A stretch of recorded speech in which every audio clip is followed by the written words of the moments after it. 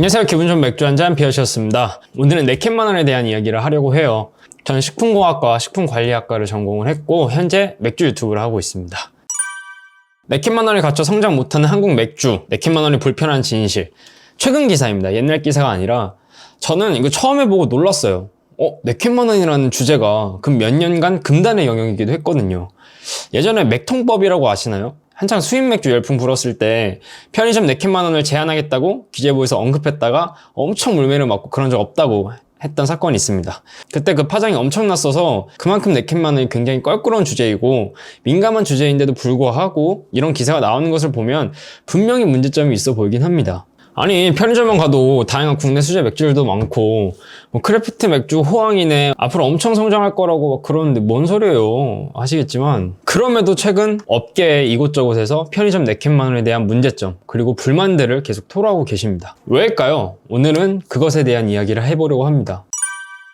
밑밥을 깔자면 저는 편의점 네캔만원에 대해 부정적으로 보지는 않습니다. 또한 바꿔야 한다고도 생각 안 합니다. 지금까지 수제 맥주의 성장이 있어서 그 덕이 상당히 크다고 보는 편이거든요.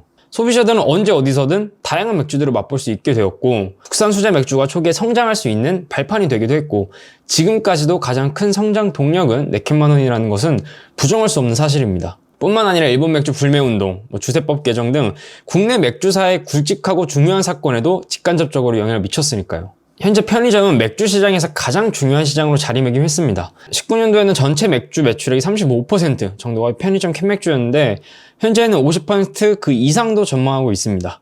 전체입니다, 전체. 전체 맥주 매출액 반 이상이 캔맥주면 그만큼 맥주 업계에서 편의점은 때려야 뗄 수 없는 시장이 된 것이죠. 그러면 업계에서 이야기하는 편의점 네캔만원의 문제점이 뭘까요? 편의점 그리고 네캔만원이잖아요. 일단 네캔만원 가격에 대한 이야기를 해볼게요. 네캔만원이면 한 캔에 2,500원이잖아요. 수제 맥주 업체에서 2,500원이라는 고정 가격대를 맞추려면 첫 번째, 2,500원에 걸맞은 맥주를 만든다. 두 번째, 기업과 콜라보를 한다. 세 번째, 많이 만들고 많이 판다. 즉, 제조 단가를 낮추는 거죠. 첫 번째부터 봅시다. 2,500원에서 수수료, 세금 등등 빠지고 마진 포함 남는 가격이 1,000원이라고 가정을 합시다. 그럼 그 1,000원 아래로 편의점에 납품할 맥주를 만든다고 하면 어떤 맥주를 만드실 건가요? 혹시 고민하셨나요? 이거는 사실 질문부터가 말이 안 되는 거예요. 내가 제품을 만들면 단가가 얼마고 마진율이 얼마니까 시장에 이 가격에 팔아야지가 아니라 편의점에 팔려면 이 가격에 맞게끔 만들어야겠네? 레시피 가져와봐. 이거 우리 단가 1,000원 맞춰야 하니까 이거 빼고 이거 넣고 이거 좀 저렴한 거 쓰고 이렇게 돼요. 쉽게 말해 브루어리에서는 100 정도 맛을 낼 수 있는 역량이 있지만 단가 문제 때문에 어쩔 수 없이 더 낮게 보여주게 되는 거예요.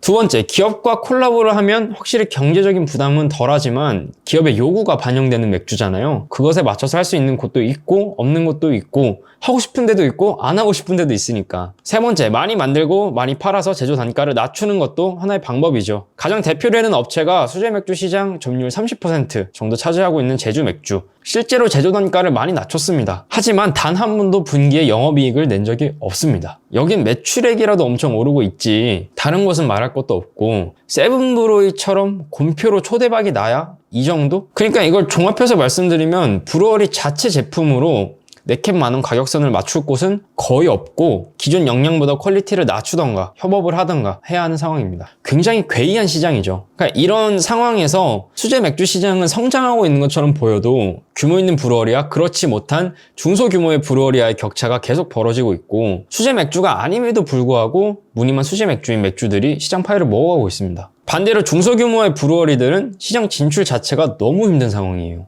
그나마 운영하던 펍이나 가게에 납품하던 케그, 생맥주 그것도 코로나로 인해 수익이 현저히 줄어든 상황이고요. 제가 무늬만 수제 맥주라고는 했지만 전부 다 그렇다는 것은 아니고 그것을 불편은 하지만 나쁘게 보진 않아요.